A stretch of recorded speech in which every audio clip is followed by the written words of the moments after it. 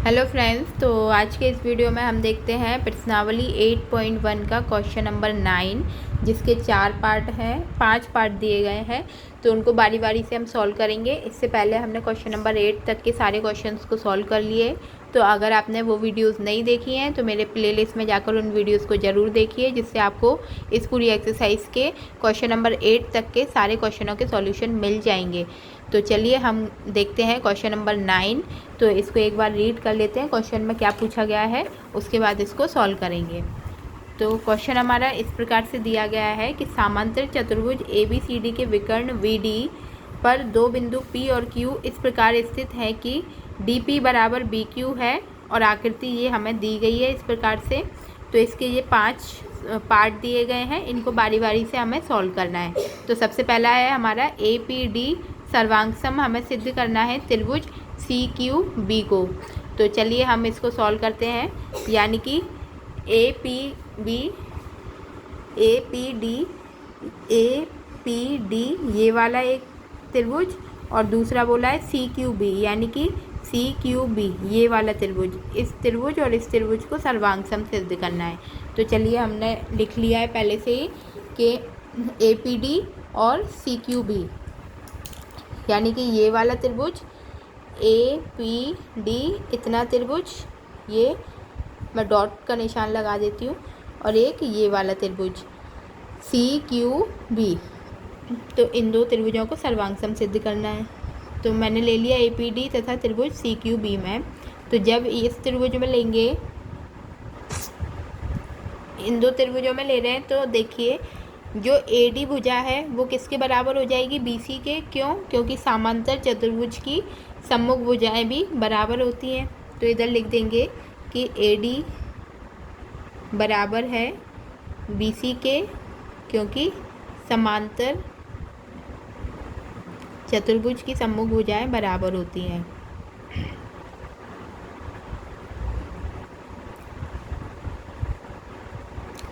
सम्मुख भुजाएं हैं। सेकंड देखिए कि ADP, यानी कि ADP में ये वाला कोण D कोण B के बराबर है। क्यों? क्योंकि ये एकांतर अंतर कोण बन रहे हैं। तो कोण ADP बराबर किसके हो गया, कोण CBQ के। इसका रीज़न क्या है, एकांतर अंतर कोण, एकांतर अंतः कोण। इसके बाद DP बराबर BQ हमें क्वेश्चन में दिया है। DP जो है वो BQ के बराबर है, ये भुजा के बराबर है, ये हमें दिया गया है। तो अब देखिए यहाँ पर कौन सा नियम लग रहा है, सर्वांग समता का, भुजा कोण भुजा, यानी कि SAS सर्वांग समता नियम द्वारा, सर्वांग समता नियम द्वारा। तो ये हमारा सिद्ध होता है कि त्रिभुज APD सर्वांगसम है त्रिभुज CQB के। तो यहाँ पर हमारा इसका पहला पार्ट सिद्ध होता है। अब सेकंड में बोला है हमसे कि AP बराबर CQ के, यानी कि ये वाली भुजा जो है वो इसके बराबर है। तो ये वाली भुजा इसके बराबर कब होगी, क्योंकि हमने ये तो सर्वांगसम सिद्ध कर दिया है, तो CPCT द्वारा ये भुजा इसके बराबर हो जाएगी।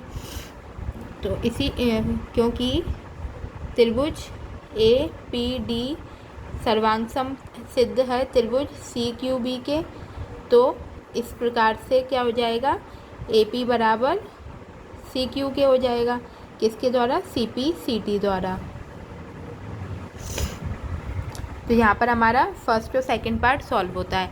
अब इसके बाद इसका थर्ड पार्ट देख लेते हैं। वो इसका थर्ड पार्ट है त्रिभुज AQB को सर्वांगसम सिद्ध करना है त्रिभुज CPD के, यानी कि इतना त्रिभुज AQB, ये वाला त्रिभुज, ये वाला डॉट लगा रही हूँ मैं, ये वाले त्रिभुज को सर्वांगसम सिद्ध करना है इस वाले त्रिभुज के बराबर CPD, यानी कि CPD के सर्वांगसम सिद्ध करना है। तो मैंने ये दोनों लिख दिया। अब इसमें भी वही चार, कोई भी तीन कंडीशन है हमें सिद्ध करनी है। तो क्या हो जाएगा, ए बी बराबर सी डी के। क्यों? क्योंकि सर्वांग सम चतुर्भुज की सम्मुख भुजाएं बराबर होती हैं समांतर चतुर्भुज की भुजाएं, चतुर्भुज की भुजाएं, ठीक है। और उसके बाद क्या हो गया कि कोण ए बी पी, मतलब यानी कि ये वाला कोण किसके समांतर है, किसके बराबर हो जाएगा, कोण कोण सी डी, ये वाले कोण के बराबर, सी डी पी के बराबर। क्यों? क्योंकि ये क्या है, एकांतर अंतर कोण बना रहे हैं। तो कोण ए बी क्यू बराबर है कोण सी डी पी के। ये क्या है, एकांतर अंतर कोण, एकांतर अंतर कोण, ठीक है। और बी क्यू बराबर दिया है हमें क्वेश्चन में डी पी के, ये क्या है, दिया है। तो यहाँ पर हमारा क्या लग रहा है, भुजा कोण भुजा। तो ये क्या हो गया, एस ए एस सर्वांग समता नियम द्वारा, सर्वांग समता नियम द्वारा, सर्वांग समता नियम द्वारा क्या हो गया, सिद्ध। त्रिभुज ए क्यू बी सर्वांग सम है त्रिभुज सी पी डी के। यहाँ पर हमारा थर्ड पार्ट सिद्ध होता है। अब फोर्थ में क्या पूछा है कि ए क्यू बराबर सी पी, यानी कि ए क्यू बराबर किसके है, सी पी के। तो ये के कहाँ से हो जाएगा, सी पी सी टी द्वारा, ये हम सिद्ध कर चुके हैं। तो चूँकि त्रिभुज ए क्यू बी सर्वांग सम है त्रिभुज सी पी डी के, तो इसलिए क्या हो जाएगा, ए क्यू बराबर किसके हो गया, सी पी के, क्योंकि सर्वांग सम त्रिभुज की समांतर भुजाएं बराबर होती हैं। तो सी पी सी टी द्वारा, सी पी सी टी द्वारा। तो यहाँ पर हमारा फोर्थ पार्ट भी सिद्ध होता है। थर्ड यहाँ पर हमने सिद्ध कर दिया, फोर्थ यहाँ पर सिद्ध कर दिया। अब फिफ्थ पार्ट में बोला है कि ए पी सी क्यू, यानी कि ए पी सी क्यू, ये अंदर वाला जो चतुर्भुज है वो समांतर चतुर्भुज है। तो समांतर चतुर्भुज के लिए देखिए, हमने इससे पहले जो सेकंड पार्ट था उसमें सिद्ध किया था कि ए पी बराबर सी क्यू, और फोर्थ पार्ट में हमने सिद्ध किया कि ए क्यू बराबर सी पी। जो सेकंड पार्ट था उसमें हमने सिद्ध किया था कि ए पी बराबर किसके है, सी क्यू के, ये दोनों आपस में बराबर हैं भुजाएं। और फोर्थ पार्ट में हमने ये सिद्ध किया कि सी पी बराबर किसके है, ए क्यू के। तो जब ये चारों भुजाएं, दो भुजाएं आपस में समांतर हैं, तो ये क्या हो गया, सिद्ध एक समांतर चतुर्भुज है। तो इधर लिख के दिखा देंगे कि ए पी बराबर सी क्यू सिद्ध कर चुके हैं हम, सिद्ध किया है, सिद्ध हुआ है, पहले सिद्ध किया है। और अभी हमने सिद्ध किया कि ए क्यू बराबर किसके है, सी पी के। तो ये भी हमने सिद्ध किया। तो इसलिए